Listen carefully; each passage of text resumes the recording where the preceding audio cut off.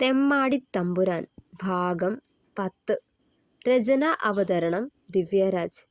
രുധി, നീയൊന്ന് നിന്നേ.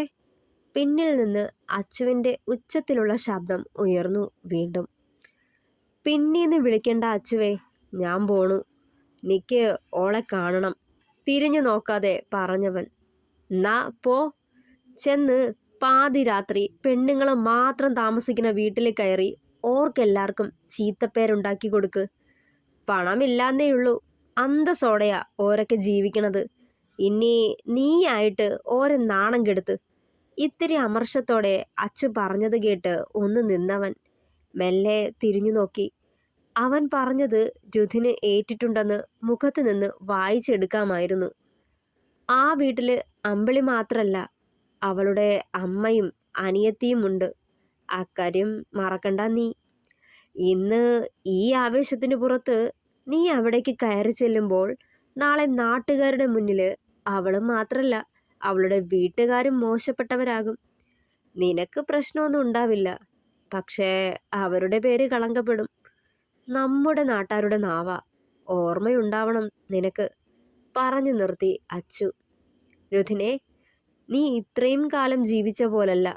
ഇനി കുറച്ചു നാളുകൂടി കഴിയുമ്പോൾ ഓള് നിന്റെ ജീവിതത്തിലേക്ക് വരാ. വെറുതെ ഇങ്ങനെ കെട്ടറ്റ പട്ടം പോലെ നടക്കാനൊക്കില്ല. ഒക്കത്തിനും ഒരു അടുക്കും ചിട്ടയും ഒക്കെ ഉണ്ടാവണം. രഞ്ജു ഇത്തിരി ഗൗരവത്തോടെ പറഞ്ഞു. ഒന്നും മിണ്ടിയില്ലവൻ. കുറേ നേരം കൂടി ആ പുരയിടത്തിൽ കൂട്ടിയിട്ടിരുന്ന വൈക്കോലിന് പുറത്ത് കയറി കിടന്നു. പിന്നെപ്പോഴോ എഴുന്നേറ്റ് സമയം നോക്കുമ്പോൾ 11 മണി കഴിഞ്ഞു. വല്യമ്മ തന്നെയും കാത്തിരിക്കുന്നത് ഓർത്തതും ബുള്ളറ്റുമെടുത്ത് നാരായണീയത്തിലേക്ക് പോയിരുന്നു. തിരിഞ്ഞും മറിഞ്ഞും നിവർന്നും കിടന്നിട്ടും ഉറക്കം വന്നില്ല അമ്പിളിക്ക്.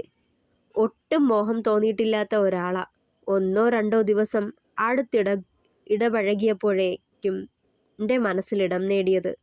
മോഹം തന്നു. ഒത്തിരി സന്തോഷിച്ചു. അയാൾക്കൊപ്പം ഒരു നല്ല ജീവിതം സ്വപ്നം കണ്ടു. ചീത്തശീലങ്ങളെ തിരുത്താമെന്ന് പ്രതീക്ഷിച്ചു. പക്ഷേ ഒക്കെ വെറും പ്രതീക്ഷകളായിരുന്നു. ഓർത്തതേ കരച്ചിൽ വന്നു. ആശേച്ചി പറഞ്ഞതുപോലെ അറിഞ്ഞുകൊണ്ട് കുഴിയിൽ ചാടുവാണോ താൻ? വല്ലാത്തൊരു ഉൾഭയം തോന്നി അവൾക്ക്. ആലിൻ ചോട്ടിലേക്ക് കയറണ ഇടവഴിയിൽ ചെന്ന് നിന്നൊന്ന് ശങ്കിച്ചവൾ. ഇതിലേ പോയാൽ ആളുടെ മുന്നിലേക്കാവും ചെന്ന് നിൽക്കുക. അത് വേണ്ട. നേരിട്ട് കാണുമ്പോൾ ഇന്നലെ ഫോൺ എടുക്കാത്തതിൻ്റെ കലി എന്നോട് കാട്ടും. ആളുകൾ നിൽക്കണമെന്ന് കൂടി നോക്കിയെന്ന് വരില്ല. ഓരോന്നോർത്തുകൊണ്ട് വഴി മാറി നടക്കാൻ തുടങ്ങി. കാവിന് മുന്നിലെ ഇടറോഡിലൂടെ നടക്കവേ ആൾത്തറയുടെ അടുത്തൊരു നിഴലനക്കം പോലെ തോന്നിയ മുഖമുയർത്തി നോക്കിയത്. ആരെ കാണണ്ടെന്ന് കരുതിയാണോ ഈ വഴി വന്നത്? ആളവിടെ തന്നെയും പ്രതീക്ഷിച്ച് ഇരിപ്പുണ്ടായിരുന്നു. പരന്ന ബലിക്കല്ലിനടുത്തുള്ള അശോകത്തെറ്റിയുടെ ചോട്ടിലെ വലിയ തറയിൽ നിന്നും ചാടി ഇറങ്ങണത് കണ്ടതേ നടത്ത വേഗത്തിലാക്കിയിരുന്നവൾ. കണ്ടിട്ടും മുഖം തിരിച്ച് നടക്കുന്നവളുടെ പിന്നാലെ ഓടിപ്പോയി രുധിനും. ഡീ, നിക്കടി അവിടെ.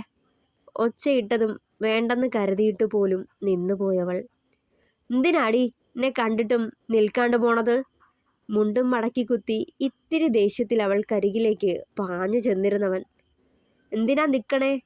നിക്ക് കാണണ്ടാന്ന് തോന്നി. അപ്പം തോന്നിയൊരു ധൈര്യത്തിന് പറഞ്ഞിട്ട് മുന്നോട്ട് നടക്കാൻ തുടങ്ങിയതും രുധിൻ അവളുടെ മുന്നിലായി ചെന്ന് നിന്നു. പോവോ നീ?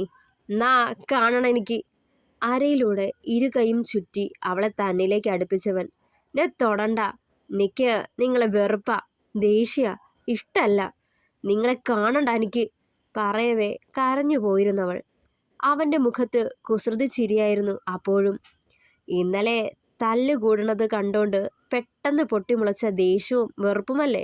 ഞാൻ മാറ്റിക്കോളാത്, കുറുമ്പോടെ പറയുന്നുണ്ടായിരുന്നവൻ. ഞാൻ പറഞ്ഞതല്ലേ, കുടിക്കണതും വലിക്കണതും തല്ലുകൂടണതും എനിക്കിഷ്ടല്ലെന്ന്. എന്നിട്ടും എന്തിനാ? പരിഭവം പോലെ അവൻ്റെ ഷർട്ടിൽ പിടിമുറുക്കിയവൾ.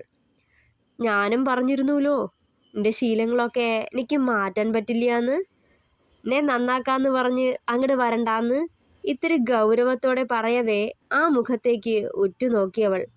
അപ്പോ മാറില്ല എന്നാണോ ഈ പറയണത്? ചോദ്യഭാവത്തിൽ അവനെ നോക്കിയവൾ. ആവോ, എനിക്കറിയില്ല.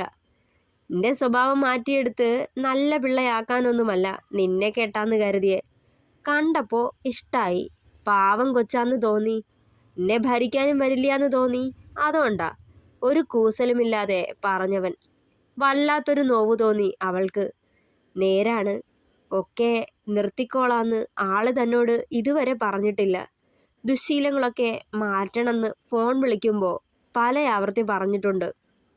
പക്ഷേ എന്തെങ്കിലും പറഞ്ഞ് വിഷയം മാറ്റി കൊണ്ടുപോവാറാ പതിവ്.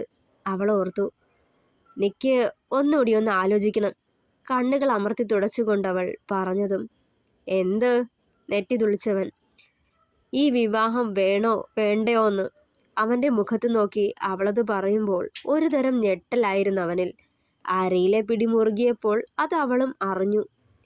അവനെ തള്ളി മാറ്റി പോവാനാഞ്ഞതും വീണ്ടും പിടിച്ചുകൂട്ടിയതുപോലെ പൂട്ടിട്ട് നിർത്തിയവൻ. കൊന്നു കളയും ഞാൻ. താലി പണിയാൻ കൊടുത്തു. കുറിയടിച്ചു തുടങ്ങി. അറിയാൻ ഇനി ആരുമില്ല. നാണം കെടുത്താന ഭാവങ്കി പച്ചയ്ക്ക് കൊത്തും ഞാൻ. ഉള്ളിലെ ദേഷ്യവും വീറും അവൻ്റെ മുഖത്ത് തെളിഞ്ഞു.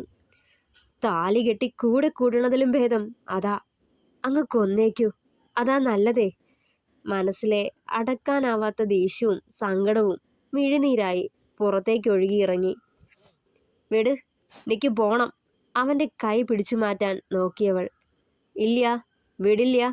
നിന്റെ തീരുമാനം എന്താണെന്ന് പറഞ്ഞിട്ടേ വിടുന്നുള്ളൂ. വാശിയോടെ അവളെ മുറുകെ പിടിച്ചവൻ. ആളുകൾ വരണ വഴിയാ. നിങ്ങൾക്ക് ഒന്നുമില്ലായിരിക്കും, പക്ഷേ എനിക്കിതിരി അഭിമാനമുണ്ട്. മാറി നിൽക്ക്, വാശിയോടെ പറഞ്ഞവൾ. ഈ വിവാഹം നടക്കണം. നടത്തും ഞാൻ. എന്തെങ്കിലും പറഞ്ഞ് പിന്മാറാന്ന് കരുതണ്ട നീ. ഈ രുധിൻ്റെ താലി നിഷേധിച്ചിട്ട് ഇന്നാട്ടിൽ ജീവിക്കാന്ന് കരുതണ്ട നീ. വല്ലാത്തൊരു ഭാവത്തിൽ അവനത് പറഞ്ഞതും. നിങ്ങളെപ്പോലെ തല്ലുണ്ടാക്കി നടക്കണ ആളിനെ വിവാഹം കഴിക്കാത്തതിൻ്റെ പേരിൽ ഈ നാട് വിട്ടു പോവേണ്ടി വന്നാൽ സന്തോഷത്തോടെ പോവും ഞാൻ. വാശിയിട്ട് കുറയ്ക്കാതെ പറഞ്ഞവൾ. പറഞ്ഞ മുഹൂർത്തത്തിൽ തന്നെ നിന്റെ കഴുത്തിൽ എൻ്റെ താലി വീഴും. ഇല്ലെങ്കിൽ പിന്നെ ഞാൻ ആണെന്ന് പറഞ്ഞ് ജീവിച്ചിരുന്നിട്ട് കാര്യമില്ലണ്ടായി പോവും. മുരണ്ടുകൊണ്ട് അവളുടെ കൈത്തണ്ടയിൽ പിടിച്ചു ഞെരിച്ചു. വേദന തോന്നിയിട്ടും അത് പുറത്ത് കാട്ടാതെ കടിച്ചു പിടിച്ചവൾ. എന്നാലും ചീത്ത ശീലങ്ങൾ ഉപേക്ഷിക്കില്ല എന്ന് തന്നെ അല്ലേ രുധിയേട്ടാ? സർവ്വ നിയന്ത്രണവും വിട്ടൊന്ന് ഏങ്ങിപ്പോയവൾ. അതുവരെ തോന്നിയ വാശിയും ഈർഷ്യയും അവളുടെ ആ ഒറ്റ ചോദ്യത്തിൽ ആയിപ്പോയി. അവനവളെ അലിവോടെ നോക്കി. ആ കണ്ണുകൾ നിറഞ്ഞിരിക്കുന്നത് കണ്ട് ഉള്ളിലൊരു പിടച്ചിൽ. നീ വരുമ്പോൾ ഒക്കെ മാറ്റിക്കോളാം. വർഷങ്ങളായി കൂടെ കൂടിയ ശീലങ്ങളാ. പെട്ടെന്ന് മാറ്റാന്ന് പറഞ്ഞാൽ നടക്കണില്ല. ശ്രമിക്കാഞ്ഞിട്ടല്ല, പറ്റണില്ല. ഒതുങ്ങിപ്പോവാൻ നോക്കിയിട്ടും ഓരോരുത്തന്മാർ വന്ന് നെഞ്ചത്ത് കയറാ. പിന്നെ ഞാൻ എന്താ ചെയ്യുക?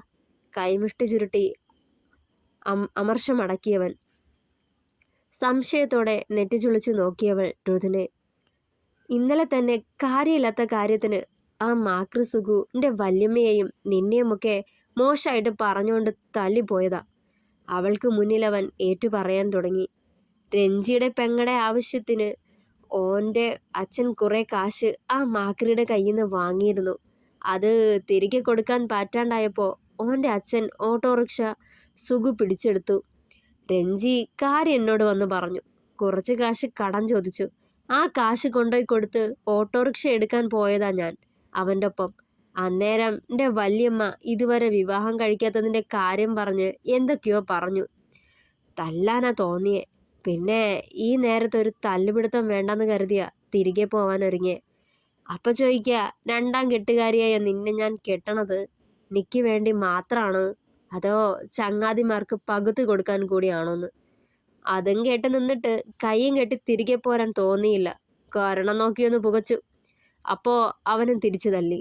അങ്ങനെ പിന്നെ പറഞ്ഞു നിർത്തിയവൻ. ഒന്നും പറയാൻ തോന്നിയില്ല അമ്പിളിക്ക്. ആളുടെ ഭാഗത്ത് ന്യായം ഉണ്ടോ ഇല്ലയോ എന്നറിയില്ല.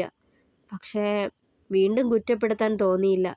ആശേച്ചി പറഞ്ഞു തോർത്ത് നുരഞ്ഞു കയറിയ ദേഷ്യമൊക്കെ എങ്ങോ പോയിരുന്നു. ആരെങ്കിലും എന്തെങ്കിലും പറഞ്ഞാൽ കേട്ട് കളഞ്ഞാൽ മതി.